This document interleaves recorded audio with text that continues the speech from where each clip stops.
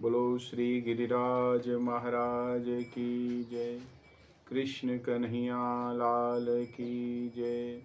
अखंड मंडलाकारं व्याप्तं येन चराचरं तत्पदं दर्शितं येन तस्मै श्री गुरुवे नमः। भक्ताविलासाचरितानुसारी दुग्धाधिचूरेण यशो विसारी कुमारिकानन्दित घोषनारी मम प्रभु श्री गिरिराजधारी। बोलो गिरिराज महाराज की जय। हम आप सब नित्य श्रीमद् भगवद गीता का सत्संग श्रवण कर रहे हैं। उसी क्रम में अब तक हमने तीसरे अध्याय के 10वें श्लोक तक का सत्संग श्रवण किया है। आगे 11वें श्लोक में प्रवेश करें। आइए। देवान भावयतानेन ते देवा भावयन्तु वः परस्परं भावयन्ता श्रेय परं वाप्स्यथ।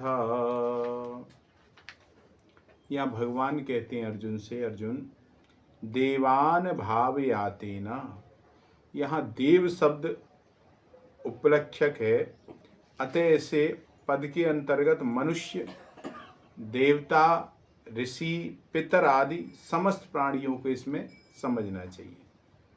कारण कि कर्म योगी का उद्देश्य अपने कर्तव्य कर्मों से प्राणी मात्र को सुख पहुंचाना रहता है। इसलिए यहाँ ब्रह्मा जी संपूर्ण प्राणियों के उन्नति के लिए मनुष्य को अपने कर्तव्य कर्म रूप यज्ञ के पालन का आदेश देते हैं कि कर्तव्य कर्म रूपी यज्ञ का आप पालन करो। महाराज अपने अपने कर्तव्य का पालन करने से मनुष्य स्वतः कल्याण का भागी हो जाता है, उसका कल्याण हो जाता है। कर्तव्य कर्म का पालन करने के उद्देश्य के पूर्ण अधिकार मनुष्य पर ही हैं, अन्य जीवों पर नहीं है। मनुष्य को ही कर्म करने की स्वतंत्रता मिली है। यह स्वतंत्रता पशु पक्षी देवता इत्यादि को उतनी नहीं मिली है महाराज, और उसका सदुपयोग करना चाहिए जो स्वतंत्रता मिली है। ते देवा भावयन्तु वः, जैसे वृक्ष लता आदि स्वाभाविक फूल और फल लगते हैं, उनमें अपने आप ही लगते हैं, परंतु यदि उनमें खाद और पानी का ध्यान रखा जाए, वो दे दिया जाए, तो उनमें फूल फल विशेषता से और अधिक मात्रा में आ जाते हैं। ऐसा ही हम यजन पूजन इत्यादि करते हैं तो देवताओं की पुष्टि होती है उससे, जिससे देवताओं के काम विशेष न्यायप्रद होते हैं। परंतु जब मनुष्य अपने कर्तव्य कर्म का पालन नहीं करता और देवताओं को इससे यजन पूजन नहीं करते, तब देवताओं को पुष्टि नहीं मिलती, वे भूखे ही रह जाते हैं, जिससे उनमें अपने कर्तव्य का पालन करने की कमी आ जाती है देवताओं में, और उनके कर्तव्य पालन में कमी आने से ये जो अतिवृष्टि या सूखा इत्यादि ये इस तरीके के परिणाम होते हैं, सामने आते हैं। परस्परम भावयन्तः, इन पदों का अर्थ यह नहीं है, समझना चाहिए कि दूसरा हमारी सेवा करे तो हम उसकी सेवा करें, ये भाव नहीं लेना चाहिए। प्रत्युत यह समझना चाहिए कि दूसरा हमारी सेवा करे या ना करे, हमें तो अपने कर्तव्य का पालन करते हुए उसकी सेवा करनी ही चाहिए। महाराज दूसरा क्या करता है क्या नहीं करता, हमें सुख देता है या दुख देता है, इन बातों में हमें कोई मतलब नहीं रखना चाहिए, क्योंकि दूसरे के कर्तव्यों को देखने वाला अपने कर्तव्य से च्युत हो जाता है, गिर जाता है, दूर हो जाता है महाराज। परिणाम स्वरूप उसका पतन हो जाता है। दूसरों से कर्तव्य का पालन करवाना हमारे अधिकार की बात नहीं है कि हम दूसरों से उनके कर्तव्य का पालन करवाएं महाराज। हमें सबका हित करने के लिए केवल अपने कर्तव्य का पालन करना है और उसके द्वारा सबको सुख पहुंचाना है। हमें अपने कर्तव्य के द्वारा सेवा करने में अपनी समझ, सामर्थ्य, समय और सामग्री को अपने लिए थोड़ी से भी बचाकर नहीं रखनी है, सब सेवा में लगानी है। तभी जड़ता से सर्वथा तुम्हारा संबंध खत्म होगा। थोड़ी सी भी बचा के रखोगे तो वो संबंध जुड़ा रहेगा, हमारा विच्छेद नहीं होगा। हमारे जितने भी सांसारिक संबंध, ऐसा नहीं कि संबंधों को निभाओ, तो जितने भी सांसारिक संबंध हैं, जैसे माता पिता, स्त्री पुत्र, भाई भौजाई इत्यादि, इन सबकी हमें सेवा करनी चाहिए। अपना सुख लेने के लिए ये संबंध नहीं है कि हम इनसे अपना सुख लें। हमारा जिनसे जैसा संबंध है उसके अनुसार, उसकी वैसी सेवा मर्यादा के अनुसार उन्हें सुख पहुंचाना हमारा कर्तव्य है। उनसे कोई आशा नहीं रखना और उन पर अपना अधिकार मानना, यह बहुत बड़ी भूल है कि उनसे हम आशा रखें और उन पर अधिकार माने कि ये हमारी करें। हम उनके ऋणी हैं और ऋण उतारने के लिए उनके और हमारा जन्म हुआ है। भाई जो संबंध बन के आते हैं ऋणी है, अपना कर्ज चुकाने के लिए आए। अतः निस्वार्थ भाव से उन संबंधियों की सेवा करके हम अपना ऋण चुका रहे हैं, उनकी सेवा करके, जो उनका हम पे ऋण है। यह हमारा सर्वप्रथम आवश्यक कर्तव्य है। सेवा तो हमें सभी की करनी है, ऐसा नहीं अपनी करनी, परंतु जिनकी हमारे ऊपर जिम्मेदारी है, जो हमारे संबंधियों की है, वे सेवा के सबसे पहले अधिकारी, उनकी पहले करनी चाहिए। शरीर, इंद्रियां, मन, बुद्धि, पदार्थ आदि अपने नहीं है और अपने लिए भी नहीं है, यह सिद्धांत है। अतः अपने अपने कर्तव्य का पालन करने से स्वतः एक दूसरे की उन्नति होती चली जाती है, जब सब अपने कर्तव्य के पालन में लग जाए। कर्मयोग तभी होता है जब मनुष्य अपने कर्तव्य के पालन पूर्वक दूसरे के अधिकारों की अपने नहीं दूसरे के अधिकारों की रक्षा करता है। जैसे माता पिता की सेवा करना पुत्र का कर्तव्य, ये तो अपना कर्तव्य निभाया, और माता पिता का अधिकार है कि पुत्र उनकी सेवा करे, तो अपने कर्तव्य के द्वारा उनके अधिकारों की रक्षा हो गई। इस प्रकार से जो दूसरे के अधिकार होता है वही हमारा कर्तव्य है, ये मानो। जो दूसरे का अधिकार है उसको मानेंगे तो वही हमारा। अतः प्रत्येक मनुष्य को अपने कर्तव्य के पालन के द्वारा दूसरे के अधिकारों की रक्षा करनी है, ये हमें सोचना है महाराज। तो यहां एक बात आती है कि भाई तथा दूसरे के कर्तव्य नहीं देखना है, हमें अपने करने, लेकिन दूसरे के कर्तव्यों पे ध्यान नहीं देना है कि वो क्या कर रहा है, ये नहीं क्या कर रहा है।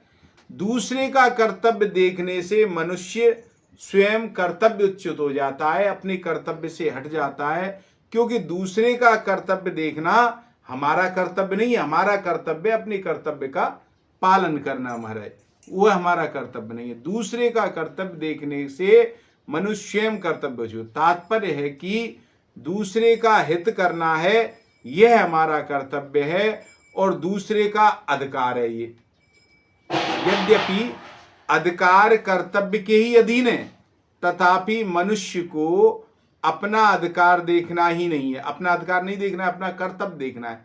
प्रत्युत अपने अधिकार का त्याग करना है, केवल दूसरे के अधिकार की रक्षा के लिए अपने कर्तव्य का पालन करना है, यह ध्यान रखना है हमारा। दूसरे का कर्तव्य देखना तथा अपना अधिकार जमाना लोक और परलोक में महान पतन करने वाला है, दोनों जगह ही। वर्तमान में समय में घरों में, समाज में जो अशांति है, कलह है, संघर्ष देखने में मिल रहा है महाराज, उसके मूल में कारण यही है कि लोग अपने अधिकार की तो मांग करते हैं पर अपने कर्तव्य का पालन नहीं करते। ये मेरा अधिकार है कहते, लेकिन मेरा कर्तव्य क्या है इसका पालन नहीं करते। इसलिए ब्रह्मा जी देवताओं और मनुष्यों को उपदेश देते हैं कि एक दूसरे का हित करना ही तुम लोगों का कर्तव्य, इसका तुम पालन करो। श्रेया परम वाप्स्यथा, प्राय ऐसी धारणा बनी है कि यहाँ परम कल्याण की प्राप्ति का कथन अतिशयोक्ति है, पर वास्तव में ऐसा नहीं, अतिशयोक्ति नहीं है। अगर इसमें किसी को संदेह हो तो वह ऐसा करके देख ले, खुद उसको पता चल जाएगी क्या महाराज। जैसे कोई धरोहर रखने को तुम्हें दे दे, कोई चीज दे जाए, ये तुम रख लो हमारे पास, और उसे वापस कर देने से धरोहर रखने वाले तथा उस धरोहर रखने से हमारा किसी प्रकार का संबंध नहीं रहता। जैसे तुम्हारे पास कोई धरोहर दे दी और तुमने उसकी वो चीज वापस कर दी, तो तुम्हारा उस चीज से और उससे कोई संबंध तो नहीं रहता भाई, नहीं रहता। ऐसे ही संसार की वस्तु संसार की सेवा में लगा देने से और संसार की वस्तु से हमारा कोई संबंध नहीं रहता। संसार से माने हुए संबंध का विच्छेद होते ही चिन्मयता का अनुभव हो जाता है। अतः प्रजापति ब्रह्मा जी के वचनों में अतिशयोक्ति कल्पना करना अनुचित है, ये करने योग्य बात है।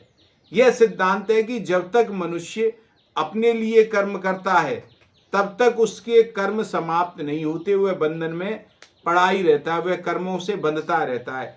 कृत्य वही होता है जो अपने लिए कभी कुछ नहीं करता, अपने लिए भी नहीं करता वह, और अपने लिए कुछ भी नहीं करने से पाप का आचरण भी नहीं होता उससे। जब अपने लिए करोगे तो ही पाप होगा, और समाज के लिए होगे तो पाप नहीं, क्योंकि पाप का आचरण कामना के कारण ही होता है महाराज।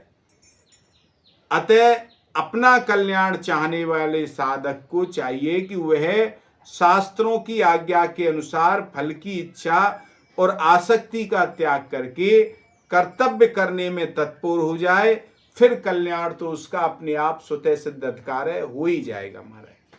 अपनी कामना का त्याग करने से संसार मात्र का हित होता है, और जो अपनी कामना पूर्ति के लिए आसक्ति पूर्वक भोग भोगता है वह स्वयं तो अपनी हिंसा करता ही है, साथ ही जिनके पास भोग सामग्री का अभाव है उनकी भी हिंसा करता है। जिनके पास जो चीज नहीं है उनकी भी हिंसा करता है, अर्थात दुख देता है।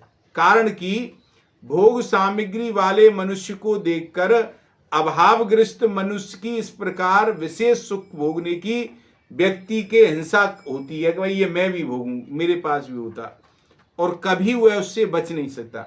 ठीक इसके विपरीत पारमार्थिक मार्ग पर चलने वाले व्यक्ति को देखकर दूसरों को स्वतः ही शांति मिलती है, जो सेवा का कार्य करे, क्योंकि पारमार्थिक संपत्ति पर सबका समान अधिकार है, कोई भी कर सकता है महाराज।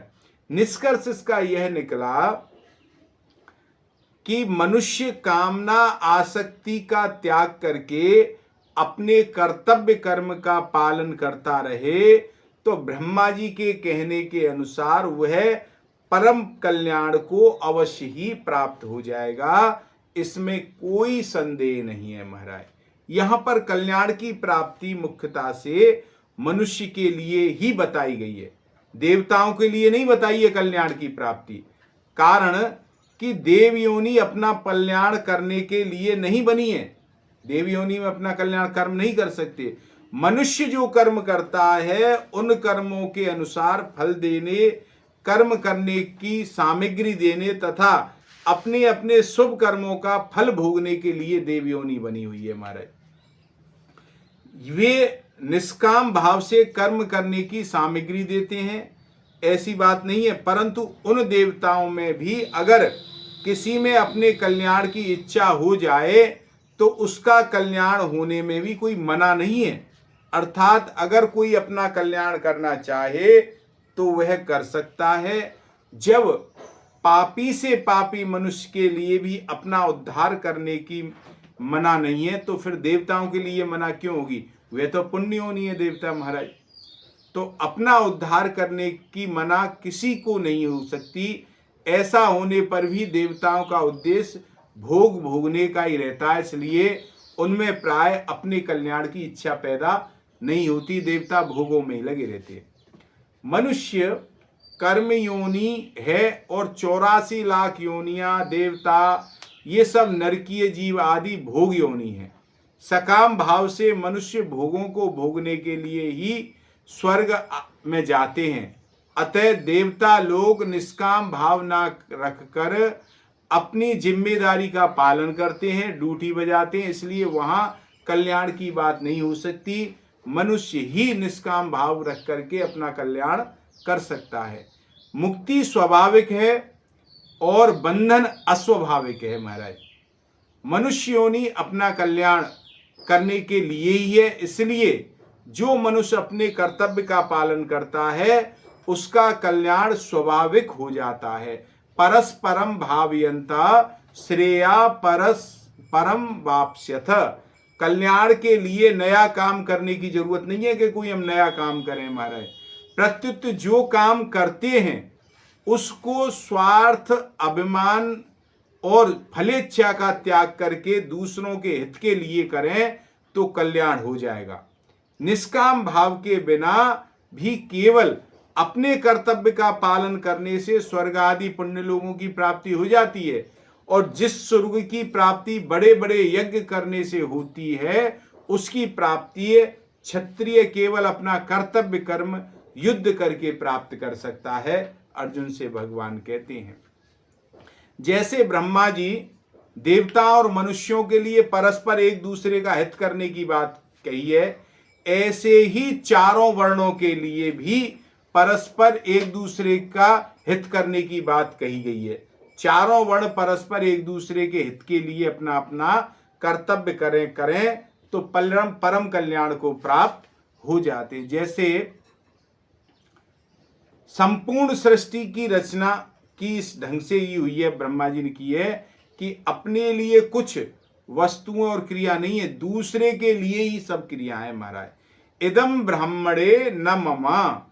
जैसे पवित्रता स्त्री, पतिव्रता स्त्री पति के लिए ही होती है, अपने लिए नहीं। स्त्री के अंग पुरुष को सुख देते हैं पर स्त्री को सुख नहीं देते, पुरुष के अंग स्त्री को सुख देते हैं पर पुरुष को सुख नहीं देते।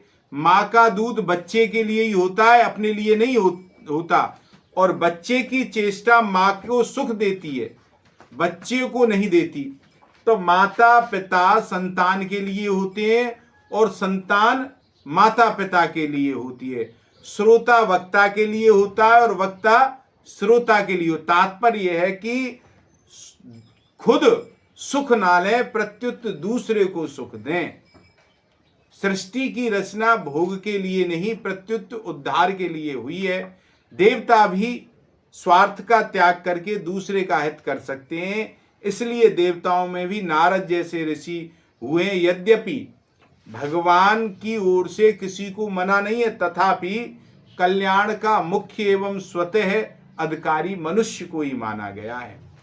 इस एक शंका हो सकती है कि हम तो दूसरे का भला करें पर दूसरा हमारा भला ना करके बुरा करे तो क्या किया जाए। ये शंका होती है ना भाई, कि हम तो भला करें लेकिन दूसरों बुरा करो।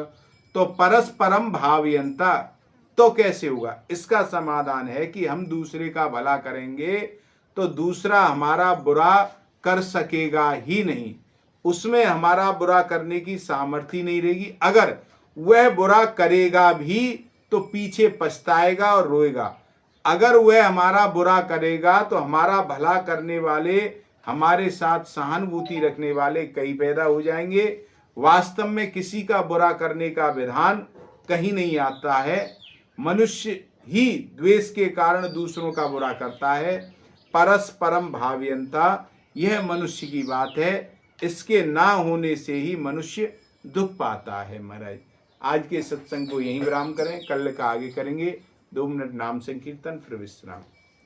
राधे राधे गोविंद गोविंद राधे, राधे राधे गोविंद गोविंद राधे, राधे राधे गोविंद गोविंद राधे, राधे राधे गोविंद गोविंद राधे, राधे राधे गोविंद गोविंद राधे, राधे राधे गोविंद गोविंद राधे। बोलो गिरिराज महाराज।